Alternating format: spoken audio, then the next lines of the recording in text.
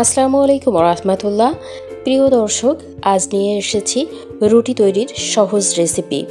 কিভাবে খুব সহজে আপনারা বাসায় রুটি তৈরি করে নিতে পারেন সেই সব কিছু থাকছে আজকের ভিডিওতে। কোনো রকম বেলাবেলি ছাড়াই, ডো তৈরি ছাড়াই আপনারা এই রুটিটা তৈরি করে নিতে পারবেন খুব সহজে।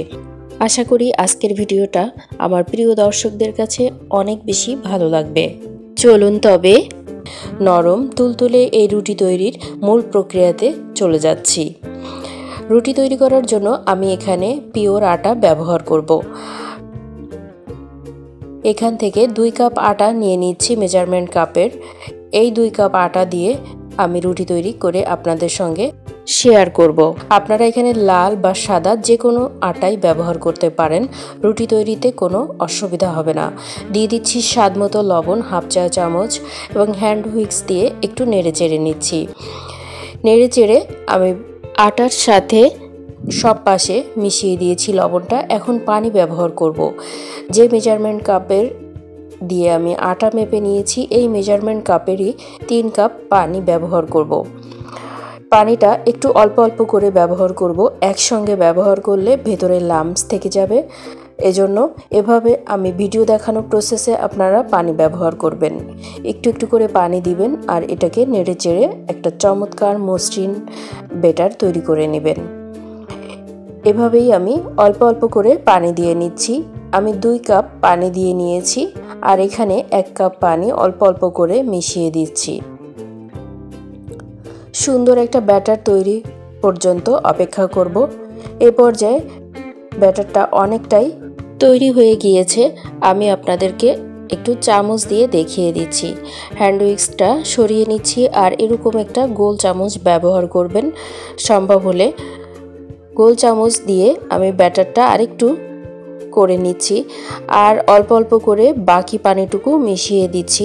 ব্যাটারের ঘনত্বটা কেমন হয়েছে একটু দেখিয়ে দিচ্ছি। এই যে, খুব বেশি পাতলাও না আবার খুব বেশি গাঢ়ও না। এটাকে একটা সাইডে রেখে চুলায় চলে যাচ্ছি। দিয়ে দিয়েছি একটি ফ্রাই প্যান এবং সামান্য তেল দিয়ে নিয়েছি। এখন একটা ব্রাশ দিয়ে আমি চারপাশে তেলটাকে ছড়িয়ে দিচ্ছি। আপনারা যখন এই রুটিটা তৈরি করবেন সেই ক্ষেত্রে একটা ব্রাশ ব্যবহার করবেন। এখন বেশ একটু গরম হতে শুরু করেছে। দিয়ে দিচ্ছি এখানে ব্যাটার 2 চামচ করে আমি দিয়ে নিচ্ছি এবং আলতো করে চারপাশে ছড়িয়ে দিচ্ছি। এইখানে একটা কথা আমি বলে রাখি, আপনারা যখন চামচ দিয়ে এটা ঘোরাবেন তখন আলতো করে ঘোরানোর চেষ্টা করবেন। অধিক চাপ দিলে নিচের ব্যাটারটা উঠে আসবে চামচের সাহায্যে। চারপাশে শুকিয়ে গিয়েছে এবং আস্তে আস্তে উঠতে শুরু করেছে। এভাবেই এখন আমি খুন্তি দিয়ে উঠিয়ে নিচ্ছি। নিজে থেকেই উঠে আসবে। এই তো খুব সুন্দরভাবে উল্টে দিয়েছি, একটুও লেগে থাকেনি। এখন আরও কিছু সময় এভাবে একটা পাশ ভেজে নিব এবং উল্টে দিব। এই রুটিটা ভাজতে একটু সময় লাগবে। আমার সব মিলিয়ে একটা রুটি ভেজে নিতে 1 মিনিটের মতো সময় লেগেছে। বেলা রুটির থেকে এই রুটিটাতে তুলনামূলক একটু সময় লাগে এবং প্রত্যেকটা রুটি এভাবে ফুলতে থাকবে। ফুলে ওঠা এই রুটিগুলা আপনারা একই স্বাদ পাবেন বেলা রুটির মতোই। আমি চারপাশ এভাবে চেপে চেপে ভেজে নিচ্ছি। এই তো ভেজে নেওয়া হয়ে গিয়েছে, তুলে নিচ্ছি। এই একইভাবে আমি পরের রুটিটাও ভেজে নিব। আবার একটুখানি ব্রাশটা দিয়ে চারপাশে তেলটাকে লাগিয়ে নিয়েছি এবং 2 চামচ করে এভাবে দিয়েছি। আলতো করে চামচটাকে আমি ঘুরিয়ে নিব, অধিক চাপ দিব না, এই ব্যাপারটা খেয়াল রাখবেন। এবং কিছু সময় অপেক্ষা করতেই দেখবেন চারপাশ থেকে এভাবে ছাড়তে শুরু করেছে। উল্টে দিচ্ছি একইভাবে। এবং আপনারা এই রুটিগুলো ফুলে উঠবে। প্রত্যেকটা রুটি এই একইভাবে যদি তৈরি করে নিতে পারেন, দেখুন আমার এই রুটিটাও ফুলতে শুরু করেছে। সবগুলো রুটি এভাবে ফুলে উঠেছে। চারপাশ এভাবে চামচ দিয়ে চেপে চেপে ভেজে নেবেন, তাহলে একইভাবেই চারপাশটা ভেজে নেওয়া হয়ে যাবে। এভাবে আবার উল্টে দিয়েছি।